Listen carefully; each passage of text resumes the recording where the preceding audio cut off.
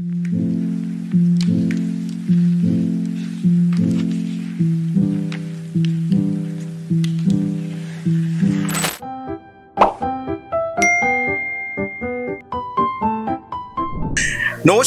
Today story special edition. আর আজকে special edition মাতৃদিবস। আমাদের কাছে মা কতটা গুরুত্বপূর্ণ সেটা আমরা সবাই জানি। আজকে মাতৃদিবস উপলক্ষে আমরা যে মানুষটির সঙ্গে আজকে আড্ডা দেব তিনি হলেন দেবলীনা দত্ত, এবং দেবলীনা দত্তের সঙ্গে আজকে তার মা ছন্দা দত্তর সঙ্গেও আমরা আড্ডা দেব এবং অনেক কিছু কথা মা মেয়ের জেনে নেব। আমি মার কাছেই যাব, ছন্দা দত্তর কাছেই আমি প্রথমেই যাব। মেয়ে গ্ল্যামার ওয়ার্ল্ডে প্রবেশ করলো, মেয়ের আলাদা একটা জীবন তৈরি হলো। সেই জীবনের মধ্যে অনেক ওঠানামা সমস্ত কিছু রয়েছে। সমস্ত কিছু মিলিয়ে যখন এই মেয়ের জীবনটা নিজের সামনে আস্তে আস্তে করে বেড়ে ওঠা, সেটাকে যদি একটু আমাদের দর্শকদের সামনে কিছু বলো। মেয়ে যে গ্ল্যামার ওয়ার্ল্ডে এসেছে সেটা তো আমার কথা ছিল না, মানে আমার ভাবনাতেও ছিল না। আমার বাড়ি অত্যন্ত গোড়া এবং ভীষণ বনেদি একটা সাবেকি পরিবার। সেখানে কেউ ভাবতেও পারে না যে ওই রকম একটা অভিনয় জগতে আসবে। এসে গেছে, যা হোক করে এসে গেছে। এবং সেটার জন্য ওর পিসি, ওর মেজো পিসি অবশ্য এটা শুরুটা ওই করে দিয়েছিল, না জেনে করেছিল। তারপর আস্তে আস্তে তরতর করে এগোলো। আমি চিরকালই কালচারাল জগৎ, অভিনয় ইত্যাদিকে ভালোবাসতাম বলেই হয়তো আমি ওর সঙ্গে সঙ্গে থাকতে পেরেছি।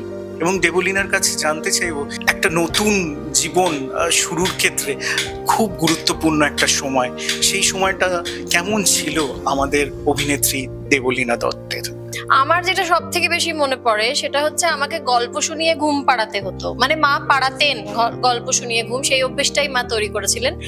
এবং তখন আমি বুঝতাম না, মা আমাকে নীতি কথার গল্প শোনাতেন, যে গল্পগুলো শুনিয়ে শেষে মা আমাকে জিজ্ঞাসা করতেন যে এই গল্পটা থেকে তুমি কি শিখলে। ওই বয়সে ওগুলো শুনে আমি যেহেতু বলতাম কি শিখলাম, সেহেতু ওগুলো রন্ধ্রে ঢুকে গেছে। সেটা এখন বড় হয়ে বুঝতে পারি যে মা ওই সময় আর ওটা শুনেই ঘুমিয়ে পড়তাম। আর যেটা শুনে বা দেখে আমরা ঘুমোতে যাই সেটা আমাদের মননে ঢুকে যায়, সায়েন্স তাই বলে। তো ওই জন্য আমি এখন বুঝতে পারি যে কি উপকারটাই না মা করেছেন সেই সময়। এবং আমি যখন পড়তে জানি না, পুরোপুরি বোধ হয়নি, তখন থেকে আমাকে মা শিশু, আবোল তাবোল এগুলো সব পড়ে পড়ে পড়ে পড়ে শোনাতেন। এবং একটা যেরকম কান তৈরি হয়, চোখ তৈরি হয়, সেরকম একটা রসবোধ তৈরি হওয়ার ব্যাপার থাকে, সেই রসবোধটা তৈরি করেছিলেন মা। এখনের প্রজন্মে অনেক কিছু পরিবর্তন এবং পরিবর্তন দেখা যাচ্ছে, এই ব্যাপারে কি বলবে? আমার আজকের প্রজন্মের সঙ্গে ওঠা বসা, তবে আজকের প্রজন্ম বলতে একটা কথা বলি শুরু থেকেই, সেটা হলো যখন একটা বাচ্চা জন্ম নেয়, আজকাল বাচ্চাদের কি করে ফিড করাবে সেটাও কিন্তু পাশের একটা ঘরের রুমে নিয়ে গিয়ে শেখানো হয়। কাজে সব শিক্ষা কিন্তু একেবারে শিক্ষার পর শিক্ষা চলছে, কিন্তু সেই শিক্ষাগুলো কতটা গ্রহণযোগ্য হচ্ছে বা কতটা গ্রহণযোগ্য হচ্ছে না সেটা তো আমরা বুঝতে পারি না। কারণ অনেক কিছু থাকে তো, একটা বাবা মার সঙ্গে থাকা, আর আমরা তো চিরকাল আমার দুপক্ষই জয়েন্ট ফ্যামিলি, আর তারপরে একটা পারিপার্শ্বিক আছে, তারপর আবার স্কুলের ছাত্রছাত্রী ইত্যাদি। কারণ সংস্পর্শটা একটা বিরাট ব্যাপার। সংস্পর্শে এসে গিয়ে কতটা কোথায় যাবে কোথায় না যাবে সেটা তো বলা মুশকিল। কাজে আজকালও কিন্তু অনেক কিছু শিক্ষা হচ্ছে এবং অফিসিয়ালি শিক্ষা হচ্ছে। প্রফেশনালি, সায়েন্টিফিক্যালি আমরা অনেক এগিয়ে গেছি, যে কারণে প্রফেশনালি এখন সত্যি সব কিছু নিয়ে শিক্ষা হয়, ক্লাসেস হয়।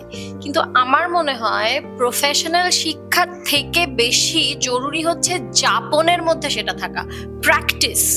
বাড়ির মধ্যে বাবা মা, আমি বলছি যাপনের মধ্যে থাকলে সেটা মননের মধ্যে প্রবেশ করে, রন্ধ্রে প্রবেশ করে। পুঁথিগত শিক্ষা বা ক্লাসে গিয়ে একটা জিনিস শিখলাম, শুনলাম, চলে এলাম, সেটা না আলাদা হয়। তো এটা তো দেখে শেখার একটা ব্যাপার আছে। কেউ পুরোনো দিনের মানুষ বা এই প্রজন্মেরই মানুষ যদি কাউকে সহবত শেখায় জামা কাপড় এবং এডুকেশন নিয়ে, সেটা তার তরফ থেকে একটা সাজেশন, সেই সাজেশনটাকে কেন্দ্র করে তোলপাড় হয়ে যায় মিডিয়া, তোলপাড় হয়ে যায় সারা সমাজ।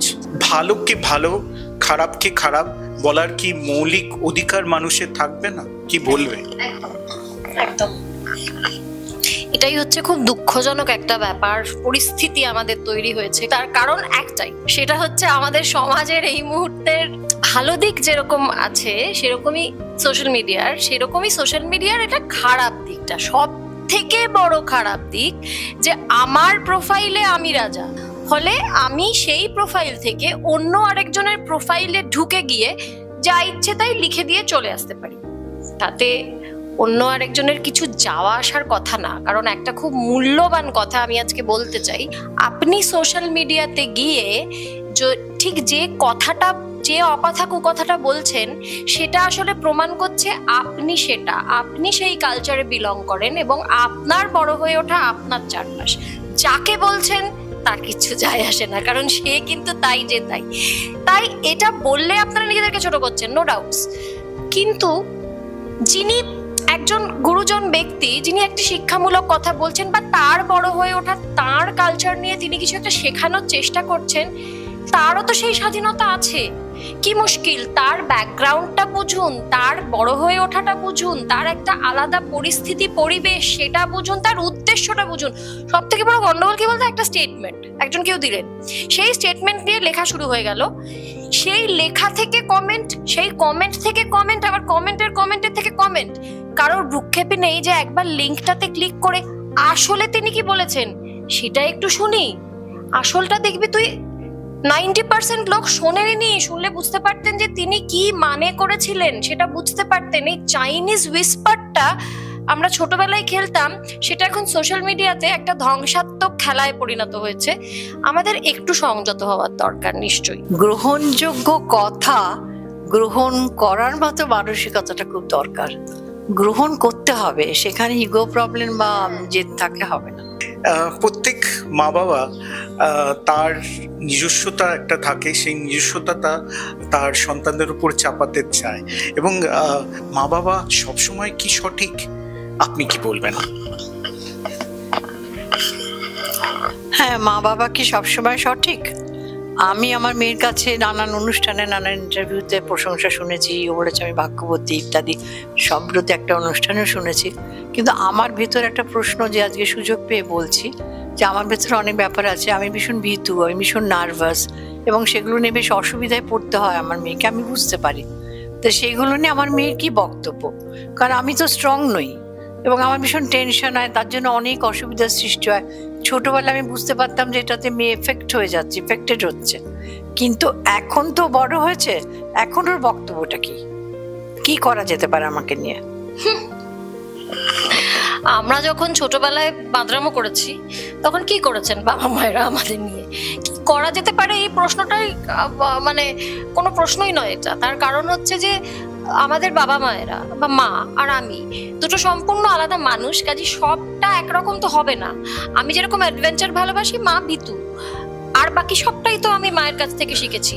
তো এই ক্ষেত্রে আবার আমরা যখন ছোটবেলায় নানান রকম ভাবে জ্বালিয়েছি বাবা মায়েদের, দুষ্টুমি করে নানান রকম করে, একটা কিছু বারণ করা হয়েছে সেটা বারবার করেছি, অনেক কিছু তো আছে, সেগুলোকে বাবা মারা তখন যেরকম আমাদেরকে ধৈর্য ধরে বুঝিয়েছেন এবং আমাদেরকে যেভাবে হ্যান্ডেল করেছেন, আমরাও ঠিক তাই করব, বাবা মায়েদেরকে বোঝাবো।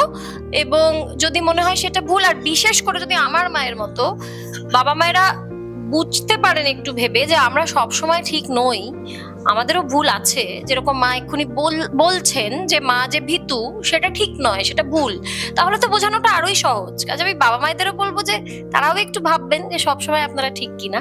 আর ছেলে মেয়েরা তো বাবা মাকে বড় হয়ে যাবার পর তো তারাই সন্তান, কাজী তাদেরকে সন্তান হলে যেরকম ভাবে ট্রিট করতে সেরকম ভাবেই ট্রিট করবে। তোমার ক্ষেত্রেও তাই, খুবই সিম্পল ব্যাপারটা।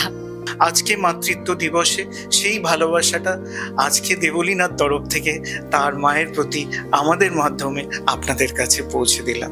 আপনারা ভালো থাকবেন, সুস্থ থাকবেন, দেখতে থাকুন টুডে স্টোরি। নমস্কার।